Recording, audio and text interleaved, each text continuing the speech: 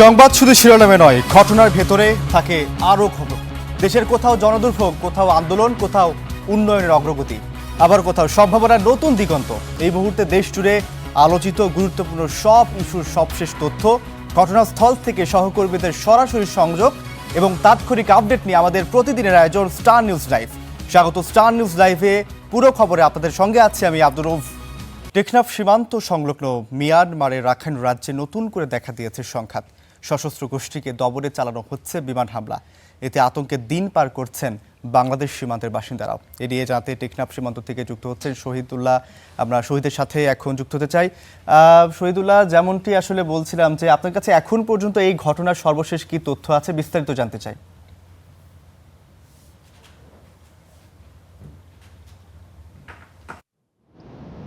আমরা সীমান্ত যে এলাকাগুলো রয়েছে সেখানে আমরা সকাল থেকে দেখেছি, তাই এখন একটু শান্ত রয়েছে পরিস্থিতি। তবে মিয়ানমারের সংঘাত চলমান রয়েছে। তবে টেকনাফে যারা সীমান্তবর্তী এলাকার বাসিন্দা রয়েছেন তারা একটু যে আতঙ্কের মধ্যে ছিলেন সেটা কিন্তু একটু কেটে গেছে। তবে যে মিয়ানমারের যে সংঘাতের কারণে বাংলাদেশের সীমান্তবর্তী এলাকায় অনেক সময় গোলাগুলির আওয়াজ, মোটরসাইকেলের আওয়াজ শুনতে পেতেন, সেটা কিন্তু একদিন ধরে বন্ধ রয়েছে।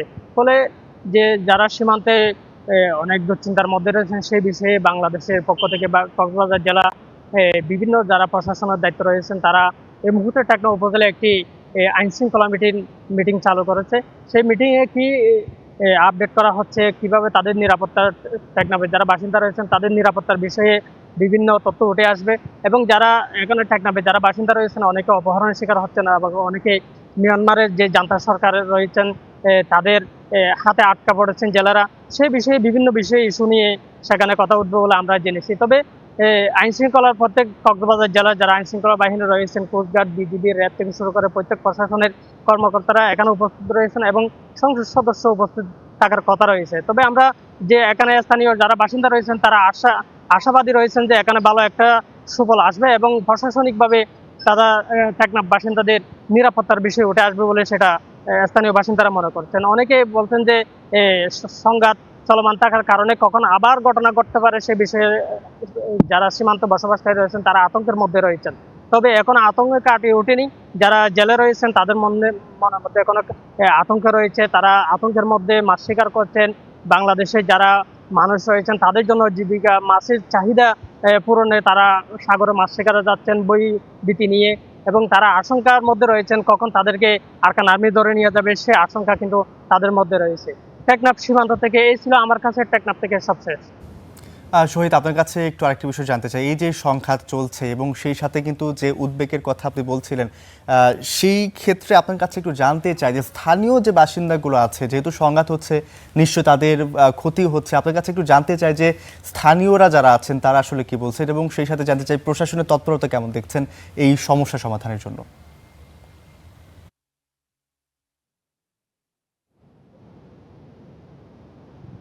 আসলে স্থানীয়রা যারা রয়েছেন তারা আতঙ্কের মধ্যে, অবশ্যই আতঙ্কের মধ্যে রয়েছেন। কারণ এটা একটা টেকনাফ হচ্ছে সীমান্ত এলাকা, হচ্ছে পাহাড়ি এলাকা রয়েছেন। এখানে বাংলাদেশে প্রায় 17 লাখের অধিক রোহিঙ্গা বসবাস করা হচ্ছে। ফলে বিভিন্ন কর্মকাণ্ড, অপরাধ কর্মকাণ্ড টেকনাফ শহরে প্রতিনিয়ত ঘটছে এবং পাহাড়ে অপহরণ হচ্ছে এবং নাফ নদীতে আরকান আর্মির হাতে জেলারা বন্দী হচ্ছে, অনেক আতঙ্কের মধ্যে রয়েছে। ফলে আবার মিয়ানমার সংঘাতের কারণে বাংলাদেশে মোটরসাইকেল এসে পড়ে, অনেক সময় আহত হয়।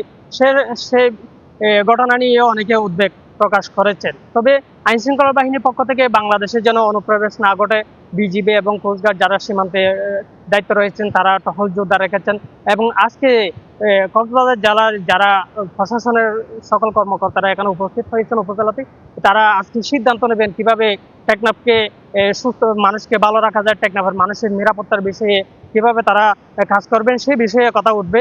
এবং যিনি সংসদ সদস্য সালাউদ্দিন আহমদ যিনি রয়েছেন, তিনি যে কথা দিয়েছিলেন যে মানুষের নিরাপত্তার বিষয়ে তিনি কাজ করবেন, সেই বিষয়ে কিন্তু আজকে মানুষের স্থানীয় মানুষের দাবি রয়েছে, যিনি যে কথা দিয়েছিলেন সে কথা যেন কাজ হয়, মানুষের নিরাপত্তা যেন পায়, মানুষ যেন সঠিকভাবে টেকনাফ সীমান্তে বসবাস করতে পারে, সেই বিষয়ে তারা আশাবাদী রয়েছেন। তবে আজকে আমরা যারা সীমান্তে রয়েছেন তারা আশাবাদী রয়েছেন আইন শৃঙ্খলা পরিস্থিতি স্বাভাবিক হবে এবং সীমান্তের মানুষ নিরাপদে বসবাস করতে পারবে এবং আপনার নাফ নদী এবং বঙ্গোপসাগরে জেলার জন্য নিরাপদে মাছ শিকার করতে পারে সেই বিষয়ে পরিবারের সদস্যরা তারা দাবি জানিয়েছেন, এবং যারা মিয়ানমারে বন্দী রয়েছেন তাদেরকে দ্রুত ফেরত আনার বিষয়ে প্রশাসনের পক্ষ থেকে জোরালো তৎপরতা চালানোর জন্য তারা আবেদন করেছেন। এই ছিল আমার কাছে টেকনাফ থেকে সবশেষ। শহীদ, আপনাকে অসংখ্য ধন্যবাদ আমাদের সঙ্গে যুক্ত হয়ে গুরুত্বপূর্ণ তথ্য দেওয়ার জন্য। এলপিজি সিলিন্ডারের দাম কমলেও ভোক্তা পর্যায়ে এখন অস্বস্তি কাটেনি। এ নিয়ে আরও জানাতে আমাদের সাথে যুক্ত হচ্ছেন আমাদের সহকর্মী মাঝার মাহবুব। আমরা মাঝার মাহবুবের সাথে এখন যুক্ত হতে চাই। মাহবুব, যেমনটি আসলে বলছিলাম যে এলপিজির দাম কিন্তু কমেছে, মানে দফায় দফায় দাম কমেছে, কিন্তু ভোক্তা পর্যায়ে এখন অস্বস্তি কাটেনি, যেমনটি আসলে বলছিলাম। ঠিক কী কারণে এই অস্বস্তিটুকু হচ্ছে এবং ভোক্তা পর্যায়ে আসলে কেন এই অসুবিধা হচ্ছে, আপনার কাছে একটু বিস্তারিত জানতে চাই।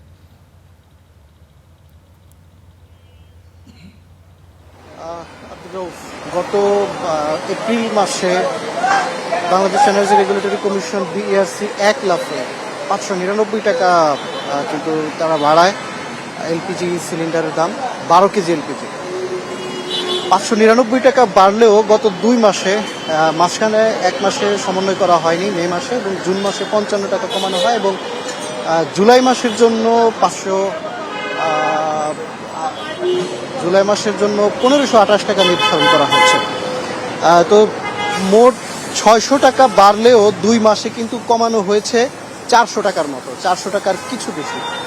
তবে যদিও এনার্জি রেগুলেটরি কমিশন তারা জানিয়েছে যে 1885 টাকা গত 1 মাসে দাম থাকলেও জুন মাসে ভোক্তারা নাকি 1700 টাকার মধ্যেই আসলে এলপিজি পেয়েছেন।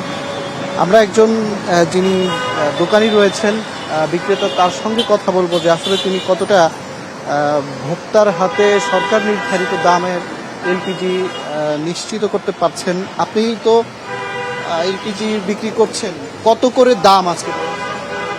আমরা যদি আমাদের দোকান থেকে কোনো খুচরা কাস্টমার নিয়ে যায় সেক্ষেত্রে আমরা 1500 টাকা রাখতেছি 12 কেজি, আর যদি পৌঁছায় দিয়ে আসি সেক্ষেত্রে 1550 থেকে 1600-র মধ্যে রাখতেছি। এটা তো সরকার নির্ধারিত দাম। আমরা সবসময় দেখি যে সরকার নির্ধারিত দামের চাইতে বেশি দামে বিক্রি হয়। এটা মানে আপনি কিভাবে সরকার নির্ধারিত দামে দিচ্ছেন? আপনি তো বলতেছেন, আসলে আদৌ দিচ্ছেন কিনা? হ্যাঁ, অবশ্যই আমার মেমো আছে। আমি একটু মেমো দেখাবেন যে কত টাকা বিক্রি করছেন সবশেষ গত 2 মাল নিয়ে যাচ্ছে ডেলিভারি, ওকে জিজ্ঞেস করেন, উজো যাচ্ছে দুইটা নিয়ে, উজো যাচ্ছে। হ্যাঁ, 1420 টাকা। একটু আপনাকে দেখাবেন। 1530 ভাড়া 70 1600, 1530 ভাড়া 70 1600, 1528 টাকা হচ্ছে, 1528 টাকা হচ্ছে নির্ধারণ করছে। হ্যাঁ, কারো কাছে খুচরা থাকে না। তাই এই কারণে হচ্ছে যে আপনি মানে 82 টাকা বেশি রাখবেন, 72 টাকা বেশি রাখবেন। না, এটা তো আমরা না আরো কম রাখতেছি। ওনার বাসায় পৌঁছায় দিচ্ছে যে কোন বেঞ্চ। সরকার কিন্তু আমাকে বলছে যে আমার দোকান থেকে নিয়ে যেতে হবে কাস্টমারদেরকে। সরকার কিন্তু বলে নাই যে কারো বাসায় 7 তলায় কিচেন রুমে ফিট করে দিয়ে আসতে হবে। ওটার জন্য ডেলিভারি চার্জ প্লাস কনভেন্স রিক্সা ভাড়া। তার মানে আপনি যদি এই দামে বিক্রি করেন আপনার লস তো হচ্ছে না? না, লস হচ্ছে না, লাভ হচ্ছে। তাহলে যারা বেশি দামে বিক্রি করতেছে তারা কি অতিরিক্ত লাভ করতে? অবশ্যই তারা অতিরিক্ত লাভ করতেছে। আর গভর্নমেন্ট প্রাইজের চাইতে বেশি বিক্রি করার তো কোনো যৌক্তিক কারণ নাই। এখন তো আপনার গভর্নমেন্ট প্রাইজের চাইতে কম বিক্রি করেও লাভ করা যায়। গত 2 মাসে কত বিক্রি করছে? গত 2 মাস আমরা গভর্নমেন্ট প্রাইজের চাইতে কম বিক্রি করছি। আরো এটা কিভাবে সম্ভব? আমরা কমিশন পাই, কমে কিনছি, কমে বিক্রি করছি। আমরা তো বরাবরের মতো দেখি যে গভর্নমেন্টের যে দাম থাকে সরকারের তার চেয়ে বেশি দাম আগে ছিল, তখন আমরা কিনতাম বেশি, বিক্রি করতাম বেশি। এখন আমরা কিনতে পারছি কমে, কমে বিক্রি করতেছি। মানে আপনার সরকার যে নির্ধারিত দাম দেয় ওই দামে বিক্রি করলে আপনার কোনো লস নাই? আর লাভ হচ্ছে লস নাই না, লস নাই। এগুলো যারা বেশি বিক্রি করে তারা কি অতিরিক্ত লাভ করে? তারা অতিরিক্ত লাভ করে, তাদের বিরুদ্ধে আইনি পদক্ষেপ নেওয়া উচিত। আমরা যদি একটু দেখি যে এইখানে তালিকা টানানো আছে বিআরসি রেগুলেশন অনুযায়ী, তাদের নিয়ম অনুযায়ী, তা এইখানে প্রত্যেকটা দোকানে কিন্তু এই তালিকা টানিয়ে রাখা বাধ্যতামূলক। সেখানে আমরা যদি এলপিজির বেশিরভাগ দোকানগুলোই দেখি সেখানে কিন্তু এই তালিকা টানানো হয় না। এখানে 5.5 কেজি 700 টাকা, 12 কেজি 1528 টাকা, 25 কেজি 3183 টাকা, 35 কেজি 4456 টাকা সরকারি দাম, এবং 45 কেজি হচ্ছে 5729 টাকা। এইখানে যিনি এই দোকানে যিনি এলপিজি বিক্রি করছেন তিনি বলছেন যে আসলে সরকার যেটা নির্ধারিত দাম সেই দামে যদি এলপিজি বিক্রি করাও হয় তাদের আসলে কোনো লোকসান হয় না। এরপরেও আমরা দেখি যে বাজারে সবসময় অস্থিরতা লেগেই থাকে, সরকার নির্ধারিত যে দাম তার চাইতেও বেশি দামে বিক্রি করা হয়, অর্থাৎ তারা অতিরিক্ত লাভ করেন। যদিও বরাবরের মতোই তাদের যুক্তি থাকে যে আসলে তারা যেই দামে বিক্রি করেন সেই দামে তারা কিনতেও পান না, তাদের লস যায়। কিন্তু আমরা আরও এরকম ব্যতিক্রমও দেখছি যে তারা আমার একজন কিন্তু লাইভে স্বীকারই করছিলেন যে আসলে সরকার নির্ধারিত যে দাম সেই দামে বিক্রি করলে তাদের কোনো লসও হচ্ছে না। এবং গত 2 মাসেও আসলে তাদের সরকার যেটা মে মাসে বাড়িয়েছিল এপ্রিল মাসে, সেইখানে কিন্তু গত 2 মাসে আসলে তারা যেই কিছুটা কমে বিক্রি করলেও তাদের কিন্তু লোকসান গুনতে হয়নি। এমনটা কিন্তু তারা খুচরা এবং পাইকারি বিক্রেতা আছেন তারা কিন্তু স্বীকার করছেন। এরপরেও আসলে বাজারের যে অস্থিরতা সেটা কিন্তু বেশিরভাগ জায়গাতে আমরা দেখছি যে থেকে যাচ্ছে। আব্দুর রউফ। মাঝে আপনাকে অসংখ্য ধন্যবাদ আমাদের সঙ্গে যুক্ত হয়ে গুরুত্বপূর্ণ তথ্য দেওয়ার জন্য। দর্শক, এলপিজি সিলিন্ডারের দাম কমা এবং ভোক্তাদের অস্বস্তি নিয়ে জানাতে আমাদের সঙ্গে যুক্ত ছিলেন আমাদের সহকর্মী মাঝার মাহফুব। টাই এলো ইনোভার, যেন আপনি লাইফে থাকেন রেডি প্রতিদিন। Innova, designed for now. ইরানের সাবেক সর্বোচ্চ নেতা আয়াতুল্লাহ আলী খামেনির জানাজার আনুষ্ঠানিকতা চলছে। তেহরানের স্থানীয় সময় সকাল 6টা থেকেই তেহরানের ইমাম খোমেনি গ্র্যান্ড মুসল্লায় ঢল নামে শোকাহত জনতার। সরাসরি চলে যাচ্ছি সেখানে। فرزند تو لب تشنه پرپر گشت مادر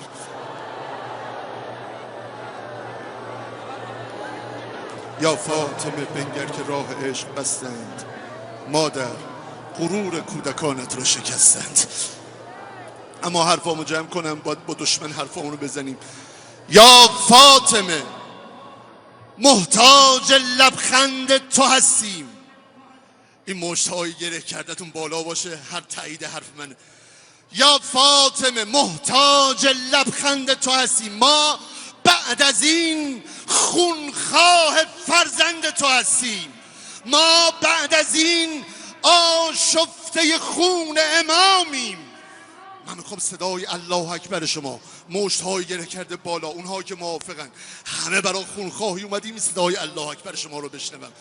ما بعد از این آشفته خون امامیم. ما بعد از این زنده به شوق انتقامیم.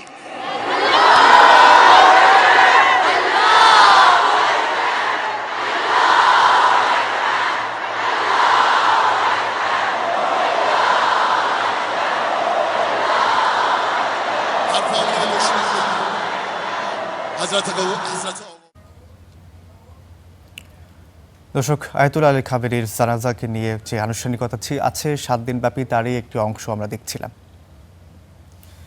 দর্শক, এবার একটু আমরা পরের খবরে যেতে চাই। লালমনিরহাটে আজ উদ্বোধন হবে সামাজিক কর্মসূচি আলোকিত লালমনিরহাট। অনুষ্ঠানের প্রধান অতিথি হিসেবে যোগ দেবেন বিএনপি মহাসচিব মির্জা ফখরুল ইসলাম আলমগীর, থাকবেন আরও কয়েকজন মন্ত্রী। অনুষ্ঠানের প্রস্তুতির বিষয়ে জানাতে লালমনিরহাটে টি হোসেন ইনস্টিটিউট মাঠ থেকে যোগ দিচ্ছেন সহকর্মী সাব্বির আহমেদ। আমরা সাব্বিরের সাথে এখন যুক্ত হব। সাব্বির, যেমনটি আসলে বলছিলাম যে আপনি ঠিক মঞ্চর সামনে দাঁড়িয়ে আছেন, একটু জানতে চাই যে ঠিক কখন নাগাদ অনুষ্ঠানটি শুরু হবে, কি কি আনুষ্ঠানিকতা আছে এবং সেখানে যে মন্ত্রীগুলোর উপস্থিত হওয়ার কথা রয়েছে তারা ঠিক কখন নাগাদ সেখানে উপস্থিত হবেন?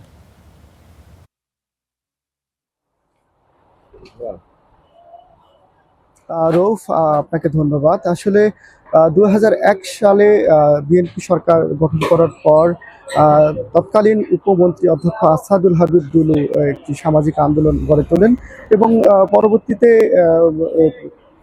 বিএনপি ক্ষমতা না থাকার কারণে সামাজিক যে আন্দোলনটি ছিল আলোকিত লালমনিরহাট গড়ার লক্ষ্যে, সেই সামাজিক আন্দোলনটা কিন্তু থুবড়ে পড়ে এবং ইনি বিএনপি নতুন করে ক্ষমতা আসার পরে সেই সামাজিক আন্দোলনটি নতুন করে শুরু হয়েছে। মূলত 5টি সামাজিক যে বেধি রয়েছে, বাল্যবিবাহ, যৌতুক এবং মাদক এবং অনলাইন জুয়া এবং জুয়ার বিরুদ্ধে কিন্তু তিনি সামাজিক আন্দোলন গড়ে তুলেছেন। আজকে এই সামাজিক আন্দোলন উপলক্ষে কিন্তু ব্যাপক একটি আয়োজন করেছে জেলা বিএনপি। ইতিমধ্যে এই যে সমাবেশটি রয়েছে বিকেল 4টায় সমাবেশ শুরু হবে এবং সমাবেশে বিএনপির যিনি মহাসচিব মির্জা ফখরুল ইসলাম আলমগীর এলজিইডি মন্ত্রী তিনি উপস্থিত থাকবেন, স্বাস্থ্যমন্ত্রী ডাক্তার জেটেম জাহিদ তিনি উপস্থিত থাকবেন এবং পানি সম্পদ প্রতিমন্ত্রী ফারহাদ হোসেন আজাদ এবং দুর্যোগ ও ত্রাণ মন্ত্রী অধ্যক্ষ আসাদুল হাবিব দুলু তিনি উপস্থিত থাকবেন। আমার সঙ্গে এই মুহূর্তে যুক্ত থাকবেন লালমনিরহাট জেলা বিএনপির সাংগঠনিক সম্পাদক আফজাল হোসেন। আমি তার কাছে জানতে চাচ্ছি যে আসলে আপনি একটু বলবেন যে আসলে আপনারা কি মেসেজ দিতে চান এবং আজকে এই অনুষ্ঠানগুলোতে আপনাদের প্রস্তুতিটা কি? আমাদের অনুষ্ঠানের ব্যাপক প্রস্তুতি। আমাদের মেসেজ হচ্ছে যে আমরা গতকাল যৌতুকবিহীন 7টি বিয়া আমরা সম্পন্ন করেছি, বা আমাদের মেসেজ হচ্ছে সমাজের মধ্যে মাদক, জুয়া, ক্যাসিনো জুয়া, বাল্যবিবাহ এবং চাঁদাবাজি, দখলদারদের বিরুদ্ধে আমাদের এই আন্দোলন এবং এই সামাজিক আন্দোলনের মধ্য দিয়ে আমরা বাংলাদেশের মানুষকে সচেতন করতে চাই, জনগণকে আমরা সচেতন করতে চাই, যাতে করে তারা এই সমস্ত অপরাধ থেকে নিজেরা নিবৃত্ত থাকে এবং অন্যকে নিবৃত্ত করতে সহযোগিতা করে। আপনার সর্বশেষ প্রস্তুতি একটু জানাবেন। না, সর্বশেষ প্রস্তুতি আল্লাহর রহমত মাশাআল্লাহ আমাদের ভালো আছে। আমাদের মহাসচিব আজকের প্রধান অতিথি, উনি প্রথমে এখানে এসেই আজকের এই কর্মসূচিটা উদ্বোধন করবেন। এই কর্মসূচিটা হচ্ছে আপনার এই মাদক, জুয়া, তারপরে হচ্ছে বাল্যবিবাহ, বহুবিবাহ, চাঁদাবাজি, সন্ত্রাসের বিরুদ্ধে আমাদের যে আন্দোলন, এই সামাজিক আন্দোলনটা আমাদের প্রিয় নেতা অধ্যক্ষ আসাদুল হাবিব মহোদয় গত নির্বাচনের বিএনপি সরকারের আমলে 1 থেকে 6 আমলে এটা আমরা শুরু করেছিলাম। সেটাই পরবর্তীতে স্টপ হয়ে গেছিল।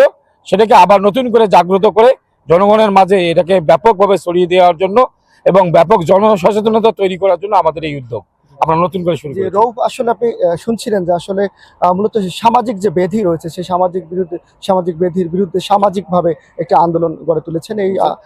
এই আসন লালমনিরহাট 1 আসনের, লালমনিরহাট 3 আসনের যিনি সংসদ সদস্য এবং দুর্যোগ ও ত্রাণমন্ত্রী অধ্যক্ষ আসাদুল হাবিব দুলু। এই হচ্ছে লালমনিরহাটের সামাজিক আন্দোলনের সর্বশেষ তথ্য। রৌফ, আপনাকে অসংখ্য ধন্যবাদ আসলে আমাদের সঙ্গে যুক্ত হয়ে গুরুত্বপূর্ণ তথ্য দেওয়ার জন্য। সীমান্তে এখনও চলছে বিএসএফ এর পুশিং চেষ্টা। এ নিয়ে আরও খবর জানাতে চাঁপাইনবাবগঞ্জের সীমান্ত এলাকা থেকে যুক্ত হচ্ছেন সহকর্মী মাহমুদুল হাসান তুষার। আমরা তুষারের সাথে এখন যুক্ত হব। তুষার, যেমনটি আসলে বলছিলাম যে এই পুশিংয়ের চেষ্টা কিন্তু দিন দিন বেড়েই চলেছে। আপনার কাছে জানতে চাই যে পুশিংয়ের সর্বশেষ কি আপডেট আপনার কাছে আছে, এবং সেই সাথে জানতে চাই যে বিজিবি আসলে কি কি তৎপরতা দেখতে পাচ্ছেন, জানতে চাই।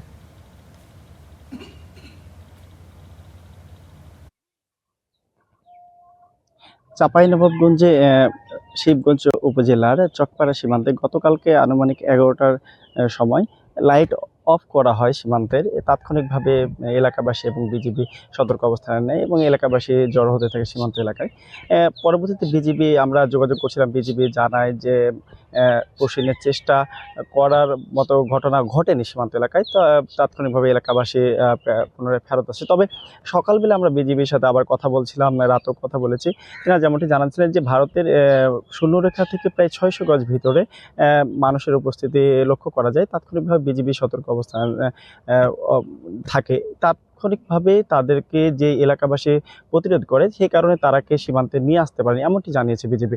এবং ওই 12 জনকে পরবর্তীতে তারা মালদা সেন্টারে নিয়ে যায়, এমনটি আমাদেরকে বিজিবি জানিয়েছে। তবে বিজিবির সাথে আমরা কথা বলছিলাম এবং ভারতের উত্তেজনার পর থেকেই চাঁপাইনবাবগঞ্জের সীমান্ত এলাকা জুড়ে প্রায় 184 কিলোমিটার এলাকা জুড়ে সতর্ক অবস্থান রয়েছে। সাথে সাথে এলাকাবাসীও বিজিবিকে সর্বাত্মক সহযোগিতা করছে।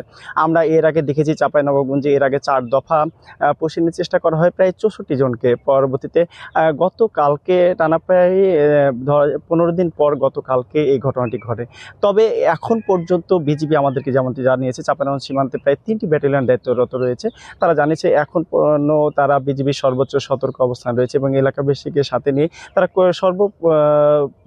সর্বোচ্চ দিয়ে তারা চেষ্টা করবে যে যেন কোনো মতে ভারতীয় সীমান্তরক্ষী বাহিনী বাংলাদেশে পোষণ করতে না পারে। আপনাকে জানাতে চাই, চাঁপাইনবাবগঞ্জের সীমান্ত এলাকাগুলোতে প্রায় আম বাগান এবং নদীপথ হয়। প্রায় রাতের সময় অন্ধকারে লাইট বন্ধ করেই পোষণের চেষ্টা করা হয় ভারতীয় সীমান্তরক্ষী বাহিনী কর্তৃক। এবং নদীপথে অনেক আমরা দেখেছি এর আগে নৌকা যোগে পোষণের চেষ্টা করা হয়েছে এবং আম বাগান দিয়ে পোষণের চেষ্টা করা হয়েছে। তবে এলাকাবাসী সচেতন রয়েছে এবং সর্বাত্মক সহযোগিতা করছে বিজিবির সাথে। এবং বিজিবির অতিরিক্ত যে সদস্যগুলো নিযুক্ত করা হয়েছিল তারা তারা এখনও অতিরিক্ত সদস্য নিযুক্ত করা রয়েছে এবং তারা সর্বাত্মক সতর্ক অবস্থানে রয়েছে। এবং এই সীমান্ত এলাকা জুড়ে এলাকাবাসী যেমনটি আমাদের জানাচ্ছেন যে তারা একটি আতঙ্কের মধ্যে যাচ্ছেন যে আসলে এই পুশিন সর্বাত্মক হতে থাকলে পারে দুই দেশের মধ্যে সম্পর্কে অবনতি হবে, পাশাপাশি দুই দেশের যে একটা সম্পর্ক সেটা অবনতি হলে এলাকাবাসীর মধ্যে একটা আতঙ্ক বিরাজ করছে। আমরা দেখেছি বিজিবি এলাকা গ্রামগুলোতে মাইকিং করে সচেতনতা বৃদ্ধি করছে এবং এই সচেতনতা বৃদ্ধি করার কারণ হচ্ছে কোনোভাবে যদি তারা পুশিনের মতো ঘটনা ঘটে তাহলে পারে তাৎক্ষণিকভাবে বিজিবিকে জানালে বিজিবি সতর্ক অবস্থানে থাকবে এবং সর্বোচ্চ দিয়ে তারা চেষ্টা করবে যেন পুশিনের মতন ঘটনা না ঘটাতে পারে। আমরা এর আগে দেখেছি ভারতীয় সীমান্তরক্ষী বাহিনী তারা সীমান্ত এলাকাগুলোতে মানুষের উপস্থিতি যে কথা হচ্ছে সে পুশিনের মতো ঘটনা ঘটানোর জন্য তারা সীমান্ত এলাকাগুলোতে সার্বক্ষণিকভাবে চেষ্টা করেছে এবং লোক সমাগম জড়ো করার চেষ্টা করেছে। তবে বিজিবির জায়গা থেকে তারা সর্বাত্মক সতর্ক অবস্থান রয়েছে। 3টি ব্যাটালিয়নের মধ্যে আমরা কথা বলছিলাম, 3টি ব্যাটালিয়ন, নওগাঁ ব্যাটালিয়ন এবং চাঁপাইনবাবগঞ্জ 53 এবং 59 ব্যাটালিয়ন, তারা 3টি ব্যাটালিয়নই সর্বাত্মক সতর্ক অবস্থান রয়েছে। আপনাকে জানাতে চাই যে এখন পর্যন্ত সীমান্তের বর্তমান পরিস্থিতি স্বাভাবিক রয়েছে। গতকালকের ঘটনার পর থেকে এই ছিল চাঁপাইনবাবগঞ্জের সবশেষ অবস্থা। তুষার, আপনাকে অসংখ্য ধন্যবাদ আমাদের সঙ্গে যুক্ত হওয়ার জন্য। ভোলার লালমোহনে কলেজ ছাত্র নিহতের ঘটনায় মানববন্ধন চলছে। বিচারের পাশাপাশি দাবি জানানো হচ্ছে মাদক ও কিশোর গ্যাংয়ের দৌরাত্ম্য ঠেকাতে প্রশাসনের কার্যকরী ভূমিকার। এ নিয়ে আরও জানাতে লালমোহন থেকে যুক্ত হচ্ছেন সহকর্মী আদিল হোসেন তপু। আমরা তপুর সাথে একটু যুক্ত হতে চাই। তপু, আসলে আপনার কাছে জানতে চাই যে এই ঘটনায় আসলে প্রশাসনের তৎপরতা কেমন দেখছেন, এবং দেখতে পাচ্ছি যে আপনার পেছনে সবাই মানববন্ধন করছেন, তারা কি কি দাবি জানিয়েছেন এবং যারা অভিযুক্ত তাদেরকে এখনো পর্যন্ত গ্রেপ্তার করা হয়েছে কিনা, সব মিলে জানতে চাই আপনার কাছে।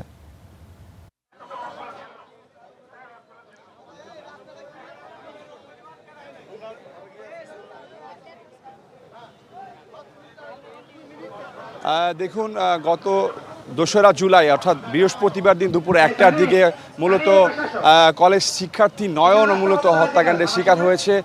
সেই ঘটনার পরে ইতিমধ্যে 2 দিন পেরিয়ে গেল, কিন্তু যিনি আসলে মূলত এই হত্যাকাণ্ড ঘটিয়েছেন তিনি একজন কিশোর। সেই কিশোর মানিক এখন পর্যন্ত পুলিশের হেফাজতে আছে। তবে পুলিশ এখন পর্যন্ত এই বিষয়টি কোনো ব্রিফিংয়ের মাধ্যমে এই বিষয়টি এখনও জানায়নি আসলে কি কারণে মূলত এই ধরনের ঘটনা ঘটেছে।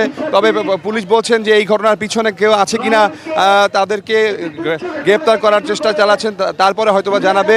এরই মধ্যে এই তরুণ কলেজ শিক্ষার্থী যে নয়নের হত্যার বিচারের দাবিতে কিন্তু তার কলেজ শিক্ষার্থীরা, তার স্বজনরা এবং এলাকাবাসী আজকে ভোলা লালমোহনে কলেজের মূলত থানার সামনে মূলত তারা সড়ক অবরোধ করে বিক্ষোভ করছেন এবং তারা নয়ন হত্যার বিচার দাবি জানিয়েছেন। আমরা একটু নয়নের বাবার সাথে কথা বলবো। নয়নের বাবার সাথে কথা বলবো যে আপনারা কি দাবি করছেন এই মানববন্ধন থেকে? আমি মানববন্ধন থেকে দাবি করছি খুনির ফাঁসি চাই, যেন সুস্থ তদন্ত চাই, যেন আমার সন্তানের মতো এরকম কোনো বাবার সন্তান আর কেউ না হারাতে হয়, কোনো মায়ের বুক যেন আর খালি না হয়। আর এই খুনের সাথে কারা কারা জড়িত তাদের ফাঁসি চাই, তদন্ত সাপেক্ষে তাদের সবাইকে আইনের আওতায় আনার হোক, এটাই আমার বক্তব্য। শুনছিলাম আরেকজনের কাছ থেকে, আমরা দেখলাম যে কিশোর গ্যাং বেড়ে গেছে আপনাদের এইখানে এবং মাদকের এই বিষয়ে আপনাদের বক্তব্য? কিশোর গ্যাং বেড়ে গেছে কথাটা এরকম না, সারা বাংলাদেশে কিশোর গ্যাংয়ের একটা উৎপাত আছে। আমরা চাই সারা বাংলাদেশ থেকে কিশোর গ্যাং যেভাবে নির্মূল হয়। সরকার পাশাপাশি আইন শৃঙ্খলা বাহিনী আছে, আইন শৃঙ্খলা বাহিনীর কাছে আমাদের দাবি সুস্থ তদন্ত সাপেক্ষে নয়ন হত্যার বিচার আমরা চাই। আপনারা জানেন গত বৃহস্পতিবার 12টা 30 মিনিটে আমাদের লালমনির এক শিক্ষার্থী ছোট ভাই নয়নকে নৃশংসভাবে কুপিয়ে হত্যা করা হয়েছে এবং একই সাথে আরও 2 জন আহত অবস্থায় বরিশাল শেরেবাংলা মেডিকেল কলেজে চিকিৎসাধীন রয়েছে। তো আমরা জানি যে আসামি নিজেই আত্মসমর্পণ করছে এবং অস্ত্রসহ আত্মসমর্পণ করেছে, কিন্তু প্রশাসনের মধ্য থেকে এখনও এই তদন্তের পরে যে প্রক্রিয়া বা কোনো আমাদেরকে বিজ্ঞপ্তি ফ্রেশ রিলিজ বা এরকম কিছু জানা নেই। যেটা জানানো হয়েছে সেটা আসামি নিজেই আত্মসমর্পণ করেছে। আমরা গত 48 ঘন্টা পার হলেও এখনও জেলা প্রশাসনের পক্ষ থেকে আমরা কোনো বিজ্ঞপ্তি পাই নাই। তবে আমরা তীব্র নিন্দা জানাই। একই সাথে নয়ন হত্যার বিচার কার্যকর হোক, এটাই আমাদের দাবি, সকলের দাবি। পরিবার আছে, শিক্ষার্থী আছে, আমরা এটাই চাই। বলছিলাম এখানকার যারা আছেন, যারা এই মানববন্ধনে অংশ নিয়েছেন, তারা বলছিলেন দ্রুত নয়ন হত্যার সাথে যারা জড়িত তাদেরকে দ্রুত বিচারের আওতায় এনে এটি একটি সুষ্ঠু দৃষ্টান্ত করা হোক, তাহলে হয়তো বা কেউ এই ধরনের ঘটনা ঘটাতে পারবে না। পাশাপাশি মাদক নির্মূল করা এবং কিশোর গ্যাংকে নির্মূল করা এবং তাদের তালিকা ধরে ধরে কারা আসলে এর পিছনে থেকে কলঘাটি নাড়ছে তাদেরকে বের করে, তাহলে হয়তো বা এটি নির্মূল করা গেলে হয়তো বা এই ধরনের ঘটনা পরিত্রাণ করা সম্ভব হবে বলে জানিয়েছেন। এই বিষয়টি নিয়ে মূলত অভিভাবকরা একরকম উৎকণ্ঠার মধ্যে দিয়ে আছেন, তারা তাদের সন্তানদেরকে নিয়ে উৎকণ্ঠার মধ্যে আছেন এবং সেটি যদি বিচার হয় তাহলে হয়তো বা সবাই একটু স্বস্তিতে ফিরে আসবেন। তো ভোলার লালমোহনের এই মূলত এই লালমোহনের থানার সামনে থেকে এই ছিল আমার কাছে সর্বশেষ খবর। রৌফ, তপু, আপনাকে অসংখ্য ধন্যবাদ আমাদের সঙ্গে যুক্ত হওয়ার জন্য। বর্ষার শুরুতেই দেশ জুড়ে শুরু হয়েছে ডেঙ্গুর সংক্রমণ। আরও খবর জানাতে বরগুনা থেকে যুক্ত হচ্ছেন সহকর্মী নুরুল আহাদ অনেক। আমরা অনেকের সাথে এখন যুক্ত হব। অনেক, জুলাই মাস তো শুরু হয়ে গিয়েছে, 3 দিন পেরিয়ে যাচ্ছে। আপনার কাছে একটু জানতে চাই যে এই মাসের শুরুতে আসলে ডেঙ্গুর প্রকোপ কেমন দেখছেন? আপনি দেখতে পাচ্ছি আপনি হসপিটালে অবস্থান করছেন, সেখানে নতুন করে কতজন রোগী ভর্তি হয়েছে 24 ঘন্টায়, একটু জানতে চাই আপনার কাছে।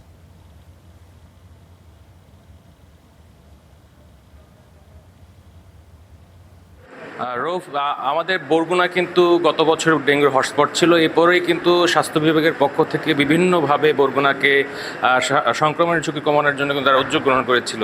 তারই প্রেক্ষিতে এবছরের প্রথম দিকটায় রোগী কম থাকলেও কিন্তু গত মাসের যে জুন মাসের 1 তারিখ থেকে কিন্তু ডেঙ্গু রোগীর সংখ্যা ক্রমশই বাড়ছে। আমি যদি বলি এখন পর্যন্ত এবছর বরগুনার ডেঙ্গু আক্রান্ত হয়ে বরগুনার যে হাসপাতালগুলো আছে সেই হাসপাতালগুলোতে ভর্তি হয়েছিলেন 243 জন, তার মধ্যে 120 জনই হচ্ছে জুন মাস থেকে আজ পর্যন্ত ভর্তি হয়েছেন। তবে একটি সুখকর বিষয় আছে, আমরা চিকিৎসকদের সাথে কথা বলেছিলাম, তারা বলছেন যে এবছর রোগীর চাপ অনেকটাই কম।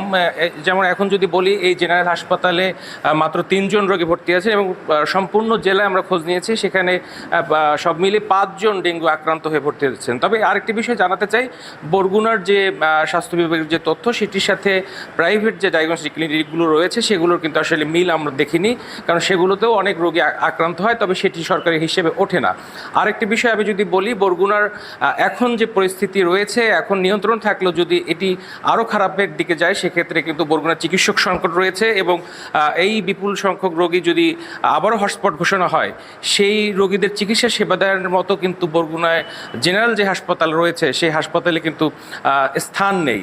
আমরা কথা বলেছি বরগুনার যে 250 শয্যা বিশিষ্ট হাসপাতালের যিনি তত্ত্বাবধায়ক রয়েছেন তার সাথে, তিনি বারবারই বলছেন তারা প্রস্তুত রয়েছেন, তবে যে চিকিৎসক সংকট রয়েছে সেই সংকটের জন্য কিন্তু তারা এবছর আসলে চিকিৎসা সেবা দিতে একটু হিমশিম খেতে পারেন বলে কিন্তু তিনি জানিয়েছেন। এছাড়া সাধারণ যারা রোগী স্বজন রয়েছেন তাদের সাথে আমরা কথা বলেছি, তারা হাসপাতালে এসে কিন্তু চিকিৎসক না পেয়েও কিন্তু অসন্তোষ বারবারই প্রকাশ করছেন এবং তারা বলছেন যে অনেকেই ভর্তি হওয়ার পরে চিকিৎসক না থাকায় কিন্তু শুধু নার্স যারা রয়েছেন তাদের দিয়ে কিন্তু তারা যতটুকু পাচ্ছেন সেই সেবাটা পাচ্ছেন।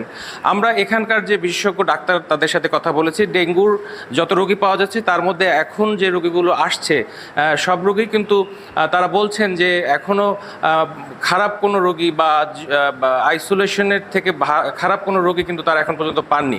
সেই ক্ষেত্রে তারা বলছেন যে এখনও যদি বরগুনাতে সব স্থানে ব্যাপকভাবে যদি মশক নিধন কর্মসূচি বা এইসব লার্ভিসাইডিং করা হয় সেক্ষেত্রে কিন্তু এই যে ডেঙ্গু সংক্রমণ সেটি কিন্তু নিয়ন্ত্রণ করা এখনও সম্ভব। বরগুনাতে কিন্তু গত বছর এপ্রিল থেকেই কিন্তু ডেঙ্গুর সংক্রমণ শুরু হয়েছিল এবং প্রায় 10,000 রোগী ডেঙ্গু আক্রান্ত হয়েছিল, যেটি সরকারি হিসেবে। এছাড়াও আমরা আরেকটি বিশেষ যদি বলি, বরগুনায় প্রায় 58 জনের বেশি মানুষ ডেঙ্গু আক্রান্ত হয়ে মারা গিয়েছিলেন, যেটি সরকারি হিসেবে অনেক তথ্যই কিন্তু তখন আমরা সরকারি হিসেবে কিন্তু পাইনি। তবে বেসরকারি হিসাবে যে 10,000 মানুষের কথা আক্রান্ত বললাম, এটির প্রায় 3 গুণ আমরা খবর নিয়ে জেনেছিলাম যে 3 গুণ রোগী কিন্তু বরগুনা ডেঙ্গু আক্রান্ত হয়েছিলেন। তখন বরগুনার বিভিন্ন বাসা বা প্রত্যেকটি বাসায় কিন্তু একজন করে ডেঙ্গু আক্রান্ত রোগী ছিলেন এবং তখন সরকারের পক্ষ থেকে আইরিসের একটি গবেষণা দল বরগুনা এসেছিলেন। তারা বলেছিলেন যে বৃষ্টির পানি সংরক্ষণের পর কিন্তু এই এডিস মশার যে লার্ভা সেটি কিন্তু বাসা বাড়িতে জন্ম নিচ্ছিল এবং সেটি থেকেই কিন্তু স্থানীয় বাসিন্দারা তারা আক্রান্ত হচ্ছিলেন। এর মধ্যে সর্বাধিক রোগী ছিল বরগুনা সদর উপজেলার। এবছর কিন্তু ডেঙ্গুর রূপ ধরন চেঞ্জ করেছে। এই যে 243 জন রোগী আক্রান্ত হয়েছে তার মধ্যে কিন্তু এখন গ্রামগঞ্জে কিন্তু আক্রান্তর হারটা বাড়ছে। শহরাঞ্চলে কম থাকলেও কিন্তু গ্রাম অঞ্চলে বাড়ছে।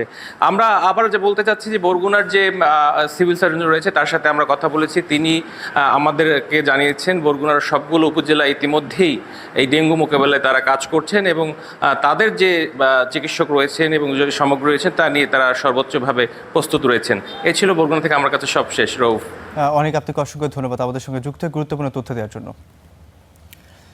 চট্টগ্রামে বিভিন্ন সরকারি দপ্তরের কর্মকর্তাদের সাথে মতবিনিময় সভায় কথা বলছেন কৃষি ও প্রাণী সম্পদ মন্ত্রী। আমরা সরাসরি চলে যাচ্ছি সেখানে। এদের অর্থনীতি যদি শক্তিশালী হয় এদেশের অর্থনীতি শক্তিশালী হবে। বর্তমান সরকার প্রধান মাননীয় প্রধানমন্ত্রী জনাব তারেক রহমান নির্বাচনের আগে অনেকগুলি কমিটমেন্ট দিয়েছে জনগণের কাছে আমাদেরকে নির্বাচিত করার জন্য। নির্বাচিত হলে আমরা জনগণের জন্য কি করব, কেন করব, এ ব্যাপারে নির্বাচনের আগেই আমরা বিভিন্ন ধরনের সভা সমিতিতে 31 দফা আমরা প্রচারণা করেছি। এটার ভিতরে মেইনলি যা ছিল সেটা হলো এদেশের অর্থনীতিকে যুগ উপযোগী করে গড়ে তোলা, সামনে এগিয়ে যাওয়া। যুগ উপযোগী করে এই দেশের অর্থনীতিকে শক্তিশালী করতে হলে কৃষির সাথে রিলেটেড যারা লোকজন আছে তাদের অর্থনীতিকে শক্তিশালী করতে হবে।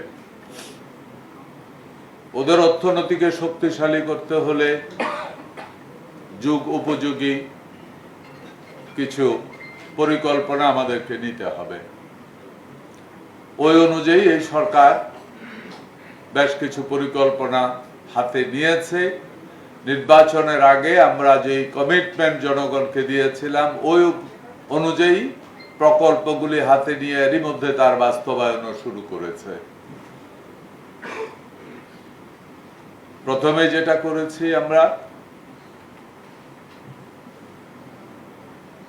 আমরা কৃষকদের, অনেক গরিব কৃষক ঋণে জর্জরিত ছিল,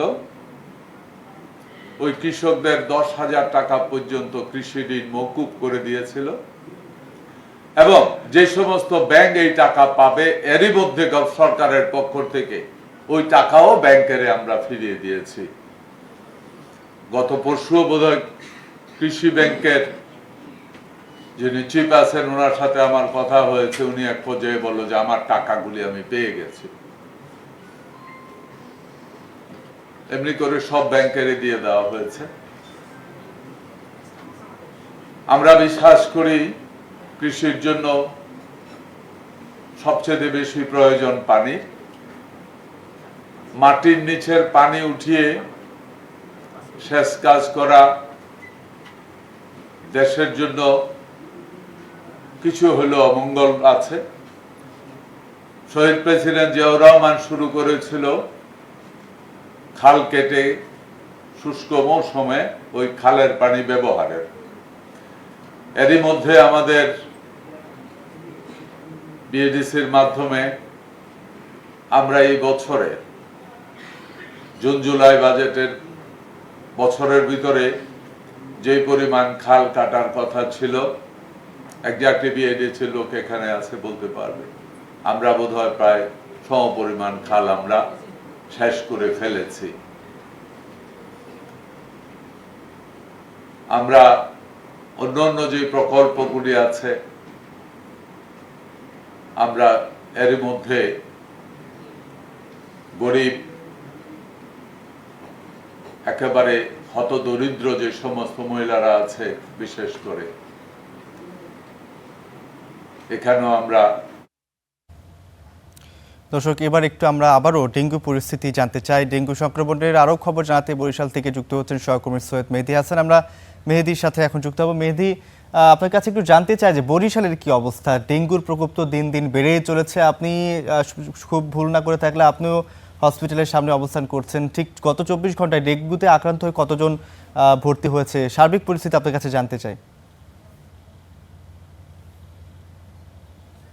ধন্যবাদ আপনাকে। আমি এই মুহূর্তে রয়েছি বরিশাল শেরে বাংলা মেডিকেল কলেজ হাসপাতালের সামনে। এই হাসপাতালটি হচ্ছে বরিশাল বিভাগের সবথেকে আধুনিক এবং সবথেকে বড় মেডিকেল কলেজ হাসপাতাল। কিন্তু এখানে যারা চিকিৎসা নিতে আসেন, অর্থাৎ জেলা পর্যায় থেকে যারা ফেরত দেওয়া হয়, তাদেরকে কিন্তু এই হাসপাতালে নিয়ে আসা হয় এবং এই হাসপাতালে এসে তারা চিকিৎসা নিয়ে থাকেন। আমরা বিগত 24 ঘন্টার যে তথ্য এখান থেকে জেনেছি, এখন পর্যন্ত 18 জন ডেঙ্গু রোগী এই হাসপাতালে চিকিৎসাধীন রয়েছে এবং বিভাগীয় স্বাস্থ্য অধিদপ্তরের তথ্য মতে 136 জন বরিশাল বিভাগের বিভিন্ন সরকারি হাসপাতালে চিকিৎসাধীন রয়েছে। যদিও শুক্রবারের যে তথ্য সেটি নিয়ে বিস্ময় জাগে যে তার আগের দিন অর্থাৎ বৃহস্পতিবারে 46 জন ডেঙ্গু রোগী ভর্তি হয়েছিল, কিন্তু শুক্রবারে যে তথ্য বিভাগীয় স্বাস্থ্য কর্মকর্তার কার্যালয় থেকে দেওয়া হয়েছে সেখানে মাত্র 2 জনকে দেওয়া হয়েছে। তবে আমরা বিভিন্ন হাসপাতালে খোঁজ নিয়ে জেনেছি সেদিনকারও 30 থেকে 35 জনের মতো রোগী কিন্তু ভর্তি রয়েছে এবং এখন পর্যন্ত বরিশাল বিভাগের মধ্যে একজন রোগী মারা গেছে, এটি স্বস্তির খবর। সেটি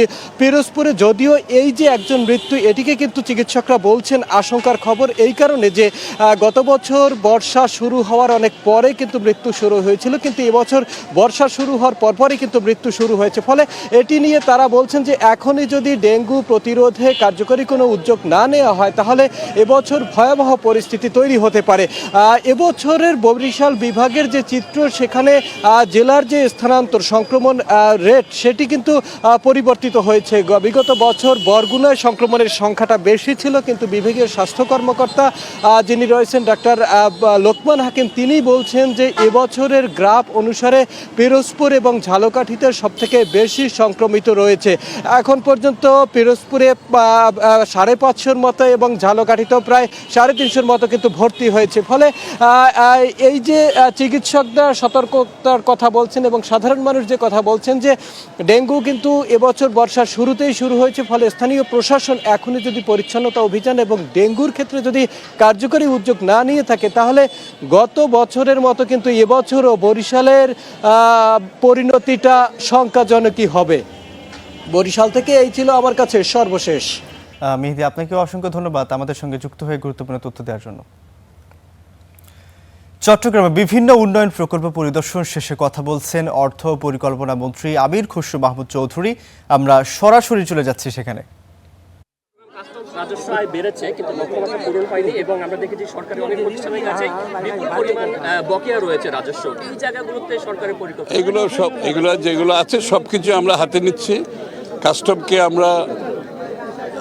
কাস্টমকে রিফর্ম করছি যাতে করে কাজ ত্বরান্বিত হয়, ব্যবসায়ীদের হ্যারাসমেন্ট না হয়, যাতে রেভিনিউ কালেকশন হবে, ব্যবসায়ীদের যাতে হয়রানি না হয়। কারণ অর্থনীতিতে ব্যবসায়ীদের হয়রানি করে, বিনিয়োগকারীদের হয়রানি করে অর্থনীতি আগাতে পারে।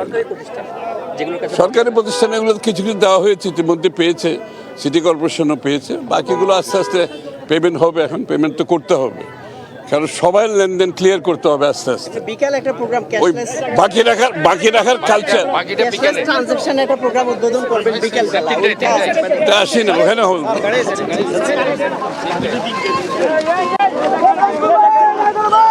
আমি ধরছি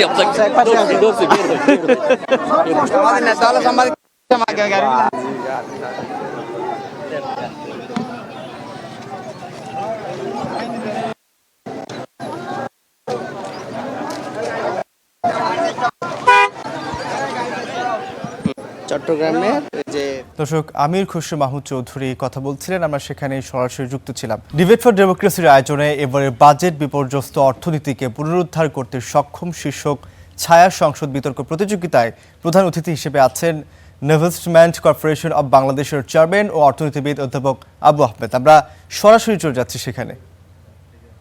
কোশ্চেন তো আছে, আমরাও সেই জন্য অনেক সময় থাকি যে এটা যদি অর্জন করতে পারে অবশ্যই খুবই ভালো হবে। কারণ আমি এখন 3.4 3.5 এখন this is in many years বর্তমানে যে জিডিপি গ্রোথ ইজ লোয়েস্ট। আর at the end of the year 6.5 even 6% even 5.5 যদি আমাদের ইকোনমি নেওয়া যায় that will be big achievement. কিন্তু সেখানে একটা জিনিস তোমরা উল্লেখ করো না, এটাও তোমাদের পক্ষে সম্ভবও না, সেটা হচ্ছে জিডিপি গ্রোথ রেটের জন্য কাঙ্ক্ষিত। এটা আমি ইকোনমিক্স সায়েন্সের দৃষ্টিভঙ্গি থেকে বলতেছি। You need to have more of the private investment, private sector থেকে, কিন্তু সেটা লোয়েস্ট ইন মানে আমি বলবো যে 20 or 30 ইয়ার্সের মধ্যে lowest in Bangla now at this. এটাই সরকারের দোষ না, এটা আগ থেকে হয়ে আসতেছে। এখন এটাকে রিভার্স করা, উল্টা দিকে নেওয়া, মানে এখন 6.5% আমরা এটাকে যদি কমপক্ষে 15% নিতে পারি, that will be an achievement. ওই সেন্সে এটার সঙ্গে আমার সঙ্গে অনেকের একমত হয় না, অনেক অর্থনীতিবিদদেরও। আমি সবসময়, এখানে সিনিয়র জার্নালিস্টরা আছে, আমি সবসময় সুদের হার কমানোর পক্ষের লোক। মানে সুদের হার কমানো এটা তোমাদের পক্ষে বুঝতে মুশকিল। র্যাপো রেট একটা আছে, র্যাপো রিপারচেজ এগ্রিমেন্ট, ওটাকে বলা হয় পলিসি রেট। আমাদের এখন পলিসি রেট বাংলাদেশ ব্যাংকের সেটা হাইস্ট ইন মেনি ইয়ার্স। এখন as a result market interest rate বেশি। এটা নিয়ে আমাদের অর্থনীতিবিদদের ডিবেট আছে। এখন আমি যেটা মনে করি, যেটা আমার দিস ইজ মাই ওপিনিয়ন, আমি তো সারা জীবন অর্থনীতি পড়াইছি এবং আমার ছাত্রছাত্রীরা সবাই এখন বেশ উপরেই আছে এবং অনেকে রিটায়ারমেন্টও গেছে। আমরা সেখানে যেটা পড়ানো হয় ইকোনমিক্সে, তোমরা পড়বে সামনে, সেটা হচ্ছে ক্লাসিক্যাল, নিউ ক্লাসিক্যাল, ফিন্সিয়ান, মনিটারি এইসব। তো এখন দর্শক, অর্থনীতিবিদ আবু আহমদ কথা বলছিলেন, আমরা সেখানেই সরাসরি যুক্ত ছিলাম। ইকোনমিক রিপোর্টার্স ফোরাম ERFHSBCর চাকরি হারানোয় ক্ষতিগ্রস্ত কর্মকর্তারা সংবাদ সম্মেলন করছেন, আমরা সরাসরি সেখানেই চলে যাচ্ছি। এবং রিটেল বিজনেস একই সাথে একই অফিসে ওনারা রান করতেন, যেটা আমরা বিভিন্ন ব্যাংকে দেখি। তো যখন এই যে ব্যবসাটা বন্ধ করলেন, শ্রম আইনের নীতি অনুযায়ী হচ্ছে যে যিনি সবার আগে কর্মে যোগদান করবেন তাকে সবার আগে বিদায় করতে হবে। কোম্পানি ব্যবসা নাই করতে পারে, খুবই স্বাভাবিক। কোম্পানি চাইতে পারে যে আমি আজকে থেকে আর ব্যবসা করবো না। তাহলে এই যে শ্রমিকের ছাঁটাইয়ের প্রক্রিয়া কি হবে? এখন এখানে ওনাদের ক্ষেত্রে কি হয়েছে, যারা 12 বছর ধরে কাজ করছে, 15 বছর ধরে কাজ করছে, মানে ওই কর্পোরেট ব্যবসাটা যারা করছিল, রিটেল ব্যাংকিংটা যারা করছিল, তাদের সবাইকে এক লটে বাদ দিয়ে দিয়েছে। তারপরে আবার ওনারা আদালতে এসে বলছে যে না, আমরা তো খুবই উদার, কি করেছি, আমরা একটা HR কনসালটেন্সি ফার্ম করেছি, করে ওখান থেকে আবার 70 জনকে তারা পুনঃনিয়োগ দিয়েছে। কিন্তু আইন কিন্তু এটা সাপোর্ট করে না। এই যে লিফো নীতির ব্যাখ্যা, যে যিনি প্রথমে চাকরিতে জয়েন করবেন উনি সবার শেষে চাকরিতে ছাঁটাই হবেন, আর যিনি সবার শেষে জয়েন করবেন উনি সবার প্রথমে ছাঁটাই হবেন। আপনারা প্রেস ব্রিফিং বলেছেন যে ব্রাঞ্চ ক্লোজ করার সময় ছাঁটাই করা হয়েছে। আমার প্রশ্ন, যে কয়টা ব্রাঞ্চ ক্লোজ করা হয়েছে? সেই চারটা ব্রাঞ্চ ক্লোজ করা হয়েছে। আপনারা 4টা ব্রাঞ্চের আপনারা সবাই না, ওটা মানে সম্মিলিতভাবে, ওনারা সম্মিলিতভাবে সব ব্রাঞ্চেই কাজ করতেন, কিন্তু 4টা ব্রাঞ্চ ওভাবে না। ওনাদের ব্যবসাটা ধরেন একটা ব্রাঞ্চ, মনে করেন আগ্রাবাদ শাখা, আগ্রাবাদ শাখাতে কিন্তু সব ধরনের ব্যাংকিং ব্যবসায়ী হতো। সেখানে রিটেলের কর্মচারীও থাকতো, আবার কর্পোরেটের কর্মচারীও থাকতো। তো বিভিন্নভাবে ওনাদের ব্যবসাগুলো ছড়িয়েছে। মোটা দাগে ওনারা কি করেছে, ওনাদের ইনফ্রাস্ট্রাকচার রিস্ট্রাকচারিং করেছে, করে শুধুমাত্র কর্পোরেট যে রিটেল যে বিজনেসটা, এর যে কর্মচারী যারা ছিল, কর্মকর্তা যারা ছিল, এদের সবাইকে ওনারা বাদ দিয়ে দিয়েছে।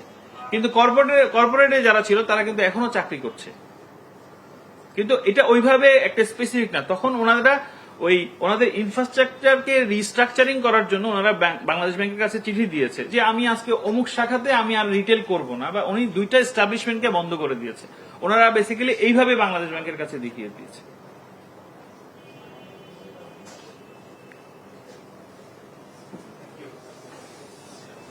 আমার একটা নিবেদন আপনাদের কাছে, এটা অফলাইনে বলছি, সেটা হচ্ছে যে WPPF এর যে পেমেন্টের বিষয়টা, আপনারা কাইন্ডলি এই বিষয়টাতে একটু বেশি, তাদেরও পাওয়া, এবং মজার বিষয় হচ্ছে বাংলাদেশে যে 52টা তফসিলি ব্যাংক আছে, এটা কিন্তু বিশাল পাওনা, এবং এইটাতে সরকারের যে কি পরিমাণ রেভিনিউ তারা লস করছে। এই যে প্রাইভেট ব্যাংকার গুলো, কিন্তু আপনারা তো বাংলাদেশের ঋণের স্ক্যাম সম্পর্কে জানেন, কোন ব্যাংক কিন্তু এই যে 5% টাকা কিন্তু ব্যাংকারদের পাওনা, আর 5% কিন্তু সরকারের শ্রমিকের ফান্ডে যাবে। বাংলাদেশ ব্যাংক পর্যন্ত আজকে এই যে শ্রমিক কল্যাণ ফান্ডের যে টাকাটা যাবে বা এই যে কর্পোরেটের কমপ্লায়েন্সের ভায়োলেশন হচ্ছে, বাংলাদেশ ব্যাংক পর্যন্ত আজকে কাউকে কোনো ধরনের অডিট অবজেকশন দিল না। কেন দিচ্ছে না সেটা বাংলাদেশ ব্যাংকই ভালো বলতে পারবে। কাজে বাংলাদেশে যে আজকে লিকুইডিটি ক্রাইসিস ধরে নেওয়া হয়, এই যে ব্যাংকের মালিকগুলো কিন্তু মুনাফা এখান থেকে কেড়ে নিয়ে চলে যাচ্ছে। এই যে মুনাফা কেটে নিয়ে চলে যাচ্ছে, এই মুনাফার কাটার দায়িত্বটা এই আইনে কিন্তু সুস্পষ্টভাবে বলা আছে যে ব্যাংককে এই টাকাটা দিতে হবে, যে ব্যাংকের টাকাটা এটা দিতেই হবে। সর্বশেষ কোশ্চেন জানতে চাই, আপনারা তো ছাঁটাই হলেন, আপনারা আপনাদের যে বাংলাদেশ সিইও যে মাহবুব রহমান ওনার বিরুদ্ধে আপনাদের ডিসিশন এনেছেন, আপনারা আদালতে মামলাও করেছেন, এইচএসবিসির যে হেড অফিস সেখানে কি আপনারা মেইল মারফত বা তাদের জি জানিয়েছি। সেখান থেকে কি করেন? সেখান থেকে আসলে এরকম ভাবে সরাসরি কোনো কিছু তারা দেখবে, তারা আরেক করবে, মানে ওইরকম বলেছে, কিন্তু সরাসরি ভাবে তারা আসলে ওইভাবে কোনো কিছু বলেনি, এড়িয়ে যাওয়ার চেষ্টা করেছে বারবারই। আরেকটা বিষয় যে এড়িয়ে যাওয়া হচ্ছে, এই যে 1200 কোটি টাকা আজকে তাদের নামে জমা হলো ব্যাংকের মুনাফা, এই টাকাটার ভবিষ্যৎ কি হবে? ওনারা তো চাকরি থেকে চাকরিতে চলে যাচ্ছে, এই টাকাগুলোই ওনাদের আশঙ্কা হচ্ছে এই কোম্পানির যারা উচ্চপদস্থ কর্মকর্তা থাকেন তারা হয়তো গ্লোবালের সাথে একটা কম্প্রোমাইজ করে এটা থেকে একটা অংশ তারা নিজেরা ভোগ করেন। এটা হচ্ছে আমাদের এই ক্লায়েন্টদের আশঙ্কা, যেটা আপনাদের এই আজকে সংবাদ সম্মেলনের বক্তৃতার মধ্যে এসেছে, যে এই যে 1200 কোটি টাকার একটা কমিশন নিশ্চয়ই সে পাবে। আপনারা কিছুদিন আগে দেখেছেন পত্রিকায় বাংলাদেশের সিইওদের ইনকাম কত, সেটা আপনারা নিশ্চয়ই দেখেছেন। সো বেসিক্যালি এটা হচ্ছে যে এদেরকে না দিয়ে তাদের নিজেদের হয়তো ধন সম্পদ বৃদ্ধি করার একটা বিষয়, যেটা প্লেন এন্ড সিম্পলি হয়তো দেখা যায় না যে আইনের কোনো ভায়োলেশন, কিন্তু এটা আসলে এক ধরনের হোয়াইট কলার ক্রাইম হিসেবে ওনারা এখানে আজকে সাংবাদিক সম্মেলনের বক্তব্যে ব্যাখ্যা করার চেষ্টা করেছে। দর্শক, চাকরি হারানোয় ক্ষতিগ্রস্ত কর্মকর্তারা সংবাদ সম্মেলন করেছেন, আমরা সেখানেই যুক্ত ছিলাম এতক্ষণ। দর্শক, আমরা একটু আরেকটি বিষয় সম্পর্কে একটু জানতে চাই, সেটা হচ্ছে রাজধানীর তেজগাঁওয়ে আল উম্মা জার্নাল ও ওয়েবসাইটের উদ্বোধনী অনুষ্ঠানে বক্তব্য রাখছেন তথ্যমন্ত্রী জহিরউদ্দিন স্বপন। আমরা সরাসরি সেখানে চলে যাচ্ছি। And their commitment to the time, it is really very needful for the civilization, because we are passing through a deep complex all over the world, regionally, somewhere domestically, and of course it is the challenge of civilization. And I am confident and I am sure, and I must appreciate the initiative, that it would add value to combat this crisis. It's pleasure to know that this initiative is not for any domination.